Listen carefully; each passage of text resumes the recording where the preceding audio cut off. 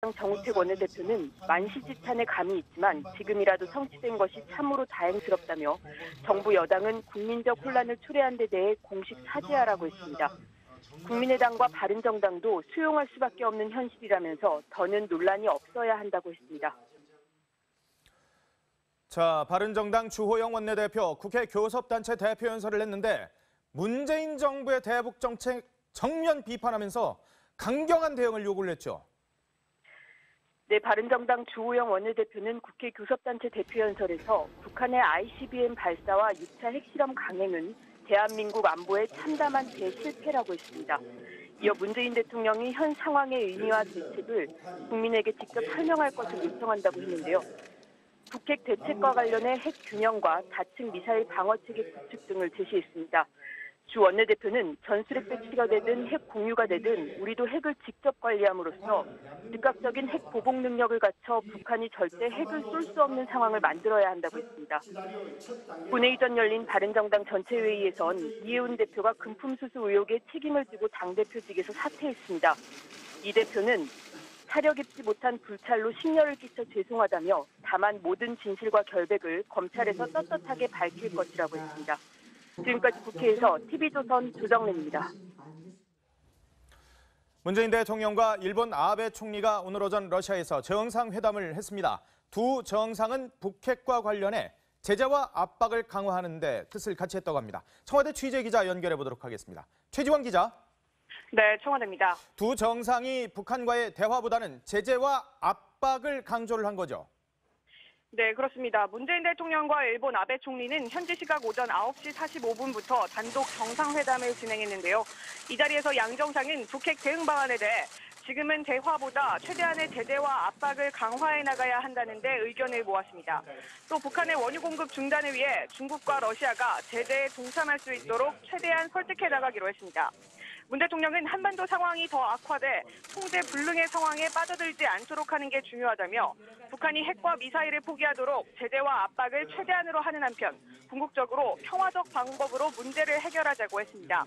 아베 총리는 유엔 안보리 결의안에 더 강력한 내용이 포함될 수 있도록 중국과 러시아를 설득하겠다고 말했습니다. 아베 총리는 앞서 한일 정상회담 모두 발언에서 여러 가지 문제에 있어 미래지향적으로 새로운 관계를 구축해 나갔으면 좋겠다고도 했습니다. 이에 대해 청와대 측은 일본군 위안부 강제징용 등 과거사 문제가 양국 관계를 풀어나가는 데 발목 잡히지 않도록 미래지향적 관점에서 현안을 관리하자는 이야기라고 설명했습니다. 문 대통령은 오늘 오후 고려인 동포 등이 참여하는 한러 5호 친선 동포 간담회를 갖습니다. 이어 동방경제 포럼에 참석해 러시아 극동 지역과 중국 동북 삼성, 유라시아 국가들과의 경제협력 활성화 구상을 담은 신북방정책 비전을 발표할 예정입니다. 문 대통령은 오늘 저녁쯤 귀국길에 오릅니다. 지금까지 청와대에서 TV조선 최지원입니다. 참 어려웠습니다. 우여곡절 끝에 드디어 온전한 사드 한개 포대 배치가 이제 끝났습니다. 정부 입장 들어보겠습니다. 우리 국민의 생명과 안전을 보호하기 위한 조치의 일환으로 주한미군 사드 체계 잔여 발사대 4기를 오늘 임시 배치하였습니다. 지역 주민들의 불편과 우려를 감안하여 범정부 차원에서 해당 지역에 대한 적절한 지원 대책도 강구하여 시행할 것입니다. 2차 부지 공여를 위한 한미 간 협의가 진행이 되고 그래서 일반 환경 영향 평가에 따라서 최종 배치 여부를 결정해서 진행이 될 예정입니다. 자, 어렵사리 사드 배치가 완료는 됐습니다만 이 과정에서 또 충돌이 만만치 않았었어요. 시위자들이 쇠사슬로 몸을 막 묶고 뭐 이랬다면서요, 또? 네, 그렇습니다. 굉장히 격렬하게 저항을 했는데요. 국방부는 사드 배치 계획을 사전에 공개하면서 사드 배치에 반대하는 단체들과 주민들이 어제 오후부터 이제 사드 기지로 가는 진입로를 농기계와 차량으로 막았습니다. 이에 경찰은 이제 소성리 마을회관 앞에서 농성 중이던 시민단체 회원, 주민 등 약 400여 명을 강제 해산 돌입해 5시간 만에 모두 해산을 시켰습니다. 예. 이번 해산에는 이제 모두 8,000명이 넘는 경찰이 투입이 됐고요. 예. 이 과정에서 이제 경찰과 집회 참가자 간의 몸싸움이 벌어졌는데 한 20명 정도가 다쳐서 병원으로 이송됐지만 뭐 큰 부상은 아닙니다. 그래서 대부분 치료를 받고 이제 귀가한 것으로 전해지고 있고요. 시위자 30명이 이제 끈으로 몸을 서로 이어 묶어서 이제 버티면서 일부는 쇠사슬로 자기 몸과 차를 연결해 저항했는데요.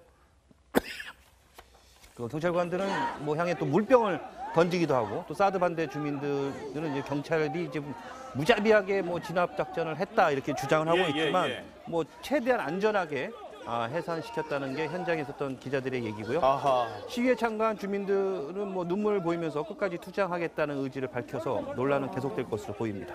이 400명 정도의 이 반대 시위자들을 위해서 8,000명이 넘는 경찰 병력이 동원돼야만 하는 저런 상황까지 벌어졌습니다. 참 대한민국의 안보를 위해서 꼭 필요하다는 판단에 의해서 문재인 대통령의 직접 지시가 있었음에도 저렇게까지 강하게 반발을 했고 결국 저 과정에서 경찰도 그리고 주민들도 일부 다치게 되는 그런 상황이 벌어지는 장면들이 화면에 나오고 있군요. 자, 성주 사드 기지, 사드 체계 바로 가동이 되는 겁니까? 네, 그렇습니다. 전원을 안정적으로 공급하는 전기 공사만 마무리되면 곧바로 정상 가동이 가능해집니다. 예. 이르면 오늘부터 바로 가동할 수 있다 이런 이야기들도 전해지는데요. 사드 발사대가 고가의 장비인데다가 분해, 조립 과정에서의 고도의 기술을 요하기 때문에 사실상 완성품 상태로 들여왔기 때문에 오늘 바로 가동이 가능하다고 하고요. 오늘 사드 4기가 추가 배치되면서 주한미군의 사드 체계가 한국에 처음 도착한 지 6개월 만에 완전한 작전 운영을 시작할 수 있게 됐습니다. 주한미군 사드 한개포대 이제 온전히 배치됐습니다마는 정말 그 과정에 우여곡절이 많았습니다. 네, 그렇습니다. 도입이 처음 거론된 뒤 임시 배치까지 우여곡절이 정말 많았습니다. 초반에는 전자파 괴담 등의 영향으로 배치 후보지가 성산포대에서 현재 롯데 골프장으로 바뀌었고요. 지난해 9월 후보지를 최종 확정하는 데까지 84일이나 걸렸습니다. 예. 이후 중국의 보복을 두려워한 롯데 측이 지난 2월에 골프장을 내놓겠다 결심을 하기까지 또 반년이 걸렸습니다. 예. 롯데는 현재 중국 내 롯데마트 점포 99개 중에 지금 12개만 살아남는 노골적인 보복을 당하고 있습니다. 자, 이렇게 해서 정권이 바뀌었고요. 이제는 절차적 정당성이 문제가 본격적으로 부각이 됐는데요. 청와대는 급기야 지난 5월 30일 긴급 기자회견을 열었습니다. 미 설치된 발사대 4기가 골프장 인근 미군 기지에 반입됐다는 거를 군이 보고 누락한 것으로 보인다는 내용이었습니다. 맞아요. 그래서 그렇게 기자들은 얘기했었죠. 아니 이미 언론에 그 들어가는 영상까지 다 공개가 되고 특정 단독 보도가 다 나왔는데 왜 청와대가 모르냐고 하냐, 이게 무슨 상황이냐 당황했어요. 그런데도 당시 한민국 국방장관은 민정의 조사까지 받는 초유의 상황까지 벌어졌습니다. 자, 이렇게 질질 늘어지는 듯했던 사드 배치는 북한 도발 이후 적극 진행됐습니다. 반쪽짜리 사드를 완전체로 만든 주역은 그래서 역설적으로 김정은이다, 이런 얘기까지 나옵니다. 이번 발사대 4기 반입은 지난 4월 발사대 2기 등을 예고 없이 반입했던 것과는 절차상으로 달랐는데요. 일각에서 예고를 왜 해가지고 저렇게 주민들 고생하고 단체들과 불필요한 충돌을 야기하느냐, 어떻게 주요 무기 설치 과정이 완전 공개될 수 있냐라는 지적도 나왔는데요. 정부 당국자는요, 문재인 정부 시절 인사들이 야당 시절에 기습 반입에 대해서 강력히 반대해왔기 때문에 박근혜 정부가 그랬던 것처럼 똑같은 방법으로 하기는 어려웠다는 입장이 전해지고 있습니다. 자, 그런데 사드 한 개 포대만으로는 수도권 방어는 안 된다, 또 이런 얘기들이 있습니다. 네, 일단 설명을 좀 드릴게요. 사드 1개 포대는 사드 6기입니다. 그 한 기에는 8발을 쏠 수가 있습니다. 그러니까 총 48발을 쏠 수가 있는 거죠, 미사일을. 하지만 이게 사드 잔여 발사대 반입 완료로 이제 한 개 포대 진용은 갖췄지만 서울을 비롯한 수도권이 요격 범위에서 벗어나 있다는 점에서는 보도 야당을 중심으로 추가 사드 도입론이 이제 제기가 되고 있는 이유입니다. 경북 성주에 배치될 사드의 최대 방어권력은 200km 정도로 거리상으로는 수도권 방어에는 조금 한계가 있는 게 사실입니다. 미국 내에서도 성주 사드는 주한미군이 운영하더라도 한국이 사드를 추가 도입해야 한다는 목소리가 공공연히 거론되고 있는 상황이고요. 도널드 트럼프 미국 대통령도 우리나라 탄도 미사일 탄두 중량 제한을 풀어주면서 미국산 무기의 한국 판매 승인을 했다, 이렇게 얘기했지 않습니까? 그렇죠. 여기는 한국의 사드 1개 포대를 판매하려는 의도가 아니냐라는 이런 주장도 있고요.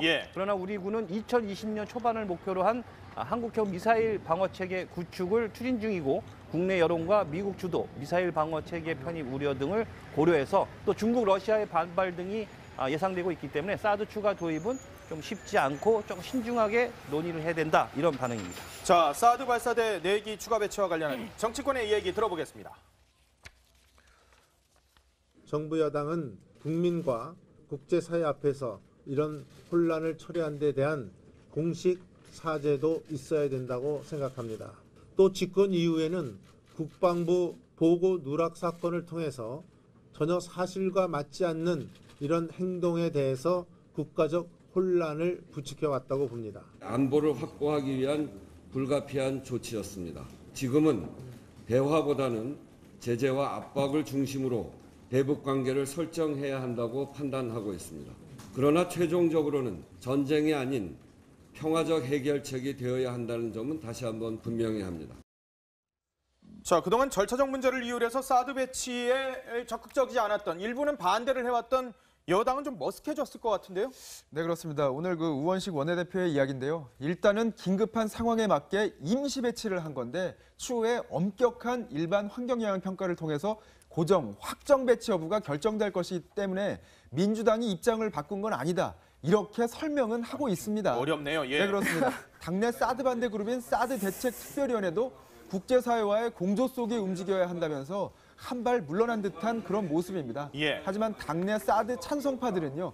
우리가 계속 이 문제를 안고 갈 수는 없으니 이번 기회를 통해서 사드 문제를 좀 털자 이런 반응들도 전해지고 있습니다. 자, 그런데 아직도 저는 그런 기억이 있습니다. 민주당 의원들이, 현역 의원들이 사드 반대를 위해서 노래 만들고 춤추고 막 이랬던 기억이 있었거든요. 자유한국당이 그러니까 그 사람들 사과해라 이렇게 얘기를 하고 있습니다. 김앤콕. 네, 맞습니다. 앞서 민주당의 손혜원, 박주민, 표창원 의원 등이 지난해 8월 경북 선주군청 앞에서 개사한 노래에 맞춰서 춤추는 퍼포먼스를 보였거든요. 그렇죠. 좀 보시겠습니다. 자, 노래 가사가 일단 좀 눈길을 끌어요. 외로운 밤이면 밤마다 사드의 전자파는 싫어.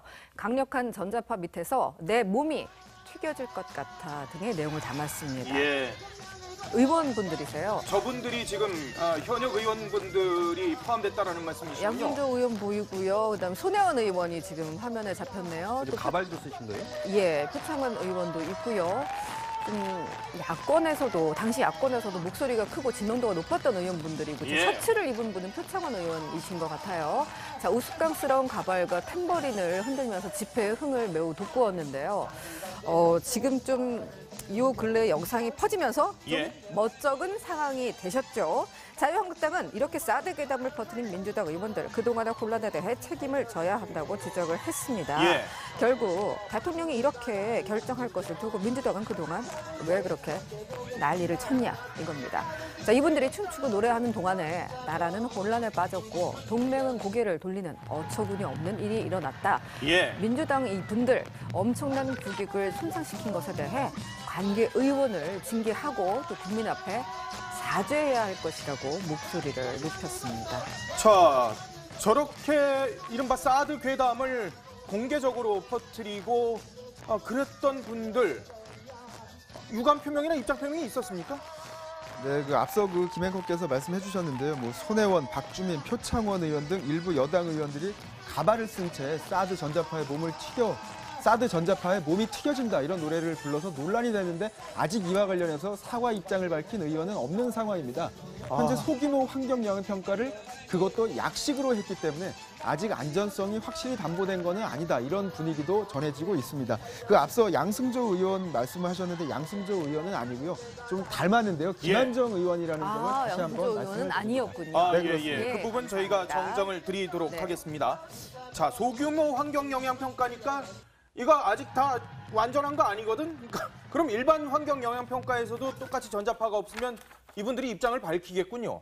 뭐 일단은 그래야 되는데 또 그때는 또 어떤 말씀을 하실지는 사실 예단하기가 힘든 상황입니다. 그러니까 저는 아까 저렇게 얘기했던 분들이 예. 그 사드 이게 주민들이 격렬하게 막 저항했잖아요. 그렇죠. 그때 오히려 현장에 가서 나도 당시에는 반대를 했지만 이제는 필요한 좀 이렇게 좀 주민들을 좀 설득해주고 반성하고 뭔가 좀 이런 모습을 보여줘야 정치인인데 그냥 그때는 뭐 몸에 튀겨질 것 같다고 얘기해놓고 지금은 조용히 그냥 입 다물고 있으면 이게 뭐 아니면 말고식으로 이렇게 하는 게 좀 무책임하지 않나 이런 생각이 듭니다. 자, 이런 가운데 또 정의당 김종대 의원. 아이고야, 이거 문재인 정부가 이거 뭐 제가 참 표현드리기가 그런데요. 이거 미국의 푸들이라고 비판을 했다고요? 네, 실제로 있었던 발언입니다. 오늘 오전이었습니다. 정의당 김종대 의원이 오전에 당 상무위원회에서 문재인 정부가 미국의 푸들로 전락했다 이렇게 비판을 했습니다. 김 의원은 북한과 대화와 협상을 주장하던 문 대통령은 어디로 갔느냐 이러면서 미국 요구에 속수무책으로 끌려가는 이 정부는 이제 트럼프 대통령의 푸들로 전락했다 이렇게 주장을 했습니다. 김 의원의 이 발언이 전해지고요. 문 대통령 지지자들의 비판이 이어지자 기자들에게 보낸 발언 자료에는요. 푸들 관련 내용을 빼고 돌렸습니다. 비판이 막 엄청 났나 보군요. 네, 문재인 그렇습니다. 대통령 지지자들의. 네, 그렇습니다. 이런 사실까지도 지금 함께 논란이 되고 있는 그런 상황입니다. 왜 그 내용을 빼고 전달을 했냐는 것이죠. 아이고. 자, 한국 정부가 사드 4기 추가 배치하니까 중국은 강력하게 반발을 하고 있습니다. 들어보겠습니다. 中方坚决反对美国在韩国部署萨德反导系统的立场是明确的、一贯的，也是坚定的。 자, 이 예상대로 중국은 엄청나게 반발하고 있어요. 네, 그렇죠. 당연히 중국 반발할 수밖에 없고 더군다나 문제는 지금 중국과 우리나라의 관계가 너무 지금 최악으로 가고 있는 상황이거든요. 이제 사드 배치하자마자 공상 중국 외교부 대변인이 앞서 보신 것처럼 이렇게 얘기했어요. 중국은 관련 동향에 대해서 엄중한 우려를 표명한다. 미국의 한국 사드 배치에 대해서 중국의 단호한 반대 입장은 명확하다. 우리는 일관적이고 확고하다라며 사드 배치 장비 배치를 즉각 중단하고 철수하라고 목소리를 높였습니다. 이제 앞서 러건창 중국 국방부 대변인 역시 중국군은 국가 안전을 위해 필요한 조치를 모두 취할 것이다. 사드 배치에 따른 군 차원의 조치를 경고했어요. 이제 사드로 틀어진 한중 관계는 북한의 6차 핵실험 후에 한중 양국 간 정상 통화가 불발된 데서도 좀 엿볼 수 있습니다. 어떻게 보면 문재인 대통령이 트럼프 미국 대통령을 포함해서 주요국 정상들하고 계속 릴레이로 통화를 했는데 거기서 이제 북핵 해법에 대해서 서로 논의를 했는데 시진핑 주석은 의도적으로 좀 통화를 피한 걸로 지금 알려지고 있거든요.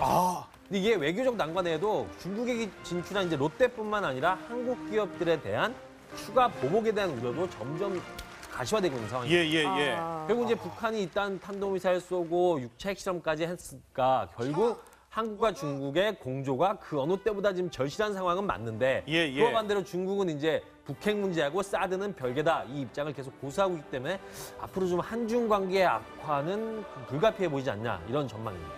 자, 지금 중국이 김장수 주중대사 초치까지 한다면서요? 그렇죠. 이제 뭐 우리랑 중국이 루비콘강 넘었다는 표현까지 나왔거든요. 네. 중국 관영 매체들은요 실시간으로 사드 반입 소식을 전하면서 맹비난했습니다. 다른 매체들도 인터넷을 통해서 사드 반대 시위 현장 사진을 실시간으로 보여주면서 보도를 했는데요. 욕설에 가까운 수준의 맹비난까지 나왔습니다. 환구시보 등은요 사드는 북한 핵무기처럼 악성 종양이 될 것이다. 대한민국이 지금 김치 먹고 혼미한 상태라면서 맹비난을 했습니다. 중국 정부는요 말씀하신 것처럼 김장수 주중 한국 대사를 곧 초치해서 공식 항의하기로 한 것으로 알려졌는데요. 초치한 뒤에 브리핑까지 열어가지고 우리가 불러서 항의한 내용까지 공개할 예정이라고 밝혔습니다. 이런 상황에서 중국이 미국의 압박에 밀려서 우리가 바라는 원유 공급을 끊을까 의문이 드는데요. 중국은 사실상 북한을 감싸는 모습입니다. 핵 보유를 한 북한과 사실상 핵 보유를 한 북한과 적대 관계가 되면서까지 원유 중단에 따른 위험을 감내할 거라고 보는 시각은 적습니다. 그리고 북한이 이미 원유를 상당량 보유하고 있다는 소식이 전해지고 있는데 원유를 딱 끊었는데도 북한이 아무런 조치도 하지 않으면 위신이 깎이게 되기 때문에 사실상 쓸 수 있는 카드가 그리 많지 않다는 분석도 나옵니다. 그렇군요. 자, 이런 가운데 러시아에서 문재인 대통령과 아베 총리가 오늘 오전 한일 정상회담을 가졌습니다. 양국 정상의 발언 들어보겠습니다. 북한의 계속되는 도발 때문에 일본 국민들도 또 우리 한국 국민들도 많은 걱정을 하게 되었습니다. 또 그런 만큼 한국과 일본 양국의 긴밀한 공조가 더욱더 절실해졌다고 생각됩니다. 緊密に連携してきており、これからも緊密に連携して対応していきたいと思います。 한일 정상 매번 긴밀하게 공조하겠다고 했었는데 이번엔 좀 구체적인 방안이 나왔습니까? 또 뭐 결론적으로 원론적인 얘기만 오갔습니다. 그래요? 문 대통령은 이제 아베 총리의 정상회담은 지난 7월 독일 함부르크에서 열린 주요 20개국 정상회의에 이어 이번 이제 두 번째인데요. 러시아 블라디보스토크 극동 연방대학에서 열린 예정 시간보다 약 10분 늘어난 한 50분 동안 이제 대화를 나눴어요. 양 정상은 북한에 대해서는 최대한의 제재와 압박을 강화해야 한다는 데는 공감대를 형성을 했습니다. 뭐 발언 들었다시피 한일 정상 공통적으로 북한이 계속되는 도발에 한국과 일본이 긴밀하게 공조에 대응하자라고 얘기를 했는데 뭐 청와대는 양 정상은 원유 공급 중단 등 지금까지보다 더 강력한 대북 제재안이 담긴 유엔 안보리 결의를 추진하는 데 공조하기로 했다라고 밝혔는데 뭐 대부분 다 예상 가능한 내용들이고요. 원론적인 대응 방안에 그쳤다는 또 아쉬움도 나오고 있습니다. 앞서 문재인 대통령하고 푸틴 러시아 대통령도 정상회담을 했는데 그런데 북핵 처방에 대해서 두 정상이 엇갈린 처방전을 내놓으면서 정상회담이 사실상 실패했다. 뭐 이런 얘기까지 나옵니다. 네, 그렇습니다. 그런 평가들이 나오고 있습니다. 서로가 하고 싶은 이야기만 했다. 이런 이야기인데요. 문재인 대통령은 대북 원유 공급 중단 등의 고강도 조치가 필요하다면서 러시아에 협조를 요청했는데요. 하지만 푸틴 대통령은요. 원유 공급 중단은 민간이 피해를 보고 제재와 압박으로는 북핵 문제 해결이 불가능하다. 이렇게 잘라 말했습니다. 그러면서 오히려 대화 국면으로의 방향 전환을 촉구했는데요. 원유 공급 중단 등 추가 제북 제재에 대한 합의점을 찾는 데 사실상 실패했던 겁니다. 우리는 물론 미국, 일본에서도 실망하는 듯한 분위기가 전해집니다. 오늘 11일쯤이죠. 유엔 안보리에서 표결이 진행될 것으로 보이는 대북 원유 공급 중단 조치에 사실상 반대표를 행사할 것임을 분명히 한 것으로 해석되기 때문인데요. 이번 회담이 일종의 예고편인 셈이었는데 러시아는 역시나 태도를 바꾸지 않았습니다. 자, 푸틴 대통령 그런데 우리한테 이렇게 뭔가 이 석연치 않은 얘기를 하면서 또 정상회담에 지각 완전 지각 대장 맞네요. 그래도 이번에는 좀 양호했다 이런 평이 있어요. 35분밖에 안 늦었거든요. 지각하기로 워낙 유명한 지각 대장인데요. 2014년 메르켈 독일 총리 때는 4시간, 지난해 아베 총리 때는 2시간 동안 이제 기다리게 했다고 합니다. 박근혜 전 대통령 역시 1시간 45분을 지각을 했다고 하는데요. 이번에는 35분 그나마 양호하고 청와대도 예상했다는 반응입니다. 그래서 푸틴 대통령 정상회담 늦게 시작하면서 이후 이어진 회담 일정 모두 다 릴레이 지연이 됐고요. 일각에서는 푸틴 대통령이 협상력을 키우기 위해서 일부러 지각한다는 분석도 있습니다. 실제 왜 지각했는지 전혀 밝히지 않고 있거든요. 그런데 또 돌발 사항도 즐겼어요. 이번에는 공동 언론 발표 이후 갑자기 준비돼 있지 않은 상황에서 예정돼 있지 않은 발언을 막 하는 거예요. 러시아 말로. 그래서 이제 강경화 장관 비롯해서 모든 분들이 다 무슨 소리지 이렇게 하면서 다 당황했는데 알고 봤더니 월드컵 4강 진출을 축하합니다. 이런 발언을 했다고 해요. 월드컵 본선 진출? 4강이 아니고 본선 진출을 축하한다. 러시아에서 월드컵 열리니까? 그렇죠. 그렇게 해서 발언을 했대요. 그러면서 이제 웃음이 터져 나오기도 했습니다. 근데 푸틴 러시아 대통령이 또 문재인 대통령한테 선물을 했는데 검을 선물을 했네요. 검은색 검을 선물했는데 저는 그게 일본도인 줄 알았는데 조선시대에 만들어진 검이라고 해요. 1800년대에 만들어진 건데 1950년대에 미국인이 반출한 것을 러시아 개인이 사들였다가 정부가 확보하고 있다가 이번에 문 대통령에게 선물한 것이라고 하는데요. 이에 대한 화답으로 문 대통령은 상의를 벗고 낚시하는 사진을 공개해온 푸틴 대통령에게 대나무로 만든 전통 공예 낚싯대를 선물했다고 합니다. 워낙 낚시를 좋아하거든요. 선물 주고 받을 때만큼은 정말 활짝 웃는 훈훈한 장면이 연출됐다고 합니다. 또 이를 지켜보면서 만족스러워하고 있는 푸틴 대통령의 모습도 화제가 됐는데요. 자, 그런데 이렇게 훈훈한 장면이 연출됐지만 왜 대북 원유 공급 중단 같은 선물은 주고받지 못했는지 아쉬움이 남는다는 지적입니다.